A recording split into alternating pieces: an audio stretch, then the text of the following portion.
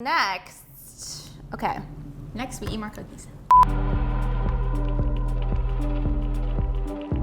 Hi everyone, my name is Kelsey. And my name is Becky. And we are the Sorry Girls. And today we are partnering with McDonald's, who have sponsored this video to promote their adorable new heart-shaped cookies. These home-style cookies come in 3 flavors: Little Gem, Chocolate Chunk, and Chocolate Caramel flavors.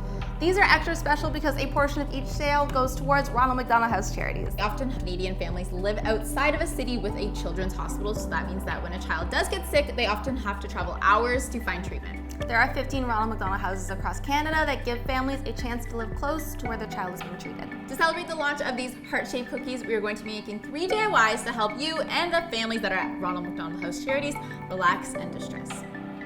I'm fun. Okay, Let's do the first one. let's do it. Our first DIY is a pocket-sized Zen garden. Now, Zen gardens are known to increase mindfulness and calm the mind, so we're gonna make one that fits in your palm. Oh my goodness. To make this DIY, we're using a tin container. You can buy these online or reuse one that you may have gotten when you purchased mints. In our tin, we added some fine white sand and wrote Lil Zen on the lid of our container. Now, Zen gardens come in all different shapes and sizes, but since ours is really mini, we're actually going to be making some of the elements that go in the garden. We used some white oven-baked clay and rolled it out into 6 mismatched oval shapes to create rocks. To create a faux air plant, we rolled out 6 snake pieces. Shorter ones created the inside and longer curved pieces went on the outside. We then chopped off the base. Next, our pieces are going to get baked. Oh, just like these cookies were. I know, that's what I was gonna say. Okay. Next, we put them on a small piece of tin foil, and we even made a little stand so that the air plant stood upright and hardened in the proper position. Our oven-baked clay instructed us to put it in the oven at 275 degrees for 15 minutes. Once they were baked and cool, we painted the rocks gray and the plant green. Lastly, I painted this little rake that I found at the craft store white just to be a little bit more zen, and then I added everything to the garden. Now our Zen garden is ready to be raked and assist you in focusing and calming your mind wherever you need to do it, because it can fit in your pocket and your purse.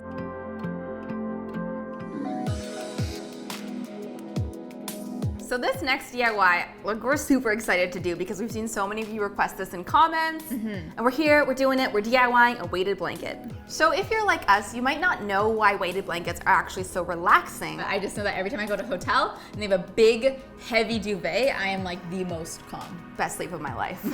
So we did some research and we found out that weighted blankets actually provide a deep pressure touch, much like receiving a strong hug from somebody. They can help ease feelings of anxiety, sleeplessness, stress. So we're gonna show you how to make one in a few simple steps. We are making a 4x4 foot blanket, so we cut our fabric into 2 49 by 49 inch squares to allow for some seam allowance. Folding it in half can make this process easier. Once your 2 squares are cut, lay them together with the good sides facing in. Use a sewing machine to sew up 3 of the sides, leaving a 1/2 inch seam allowance. We're using a zigzag stitch because it's stronger.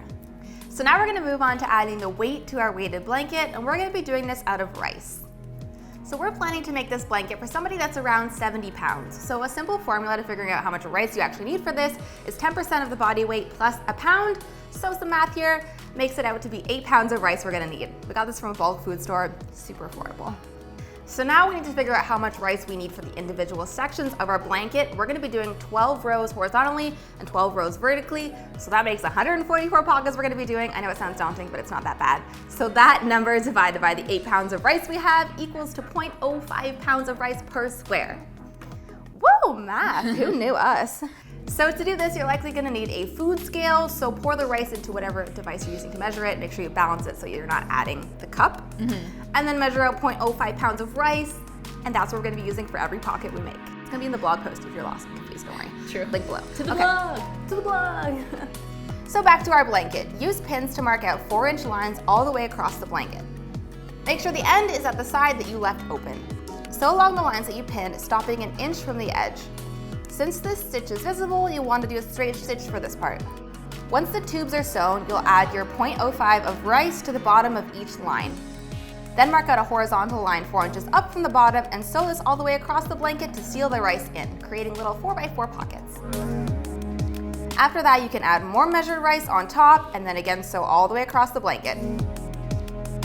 Repeat this until you've done 12 rows, which will get you to the top of the blanket. tuck in the top open side to hide the raw edges and sew up this line as well. So your weighted blanket is complete. It's actually really easy to do. It just might take you some time to do, but also making it can be therapeutic as well. True. Wow. So one thing to note is we made this out of rice, which is a more eco-friendly version than the plastic pellets that a lot of people recommend to use, but you can't wash it. So if you are concerned about that, you can also use this method as like an insert to a duvet cover, which then you can wash the duvet cover instead of the blanket itself. Or you could use plastic, but we're trying to do less plastic.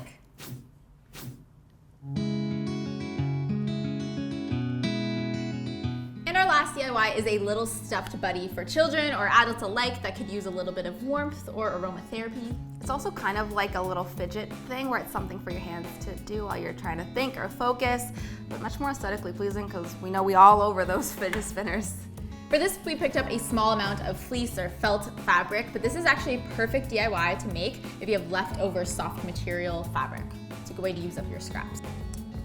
Fold the good sides of the fabric together and draw out the shape of your choosing. We decided to go with a little kitty. We then cut out around the shape through both layers, leaving some seam allowance. Make sure you don't throw out these scraps because we'll be using them later. With the 2 layers pinned together, we sewed around our shape, leaving a little gap at the bottom. When sewn, we flipped it inside out. Now it's time to stuff our animal or shape or thing or whatever you are making. Stuffed thing. Me after Thanksgiving. Yeah, a stuffed thing. We are stuffing it with rice, dried lavender, and scraps of our fabric cut into little strips. We added a couple drops of lavender essential oil to our fabric for even more scent.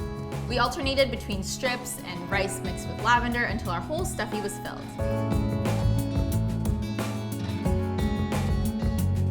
The last step is to do a blind stitch where the gap is. To do this, make sure that your fabric around the gap is folded in a little with the good sides together. Knot and secure your thread to one side of the gap and then bring your needle and thread across the other side, only going through the inside folded layer, which is what we're gonna call it from now on. Come back out into the gap and then cross and pull. Go through the inside flap layer and then back out towards the gap and then cross and pull. Do this with small stitches so that no rice escapes and tie securely when you're done. So a great part about this DIY is that you can actually put it in the microwave for about 25 seconds and it will warm up and release the lavender fragrance and be super cuddly and relaxing. Just make sure that you don't put it in the microwave for longer than 25 seconds, and all microwaves are different, so just keep an eye on how your stuffy's doing. Check in, make sure they're doing okay. Make sure you're not smelling any burnt rice, but we tested this in 25 seconds, making sure that you allow it to cool before you put it in the microwave again and use it again. Worked out well for us. And that's it. So we are actually going to be sending all the DIYs we made today to our local Ronald McDonald House with the hopes to make their time there a little bit more comfortable and homey. And make sure you guys go out and get your cookies at your local McDonald's Canada so that you can help support Ronald McDonald House charities and eat cookies at the same time. Like, this is the best thing that's ever happened to me. Thanks so much for sponsoring again, McDonald's, and we'll see you next time, guys. Bye. Bye.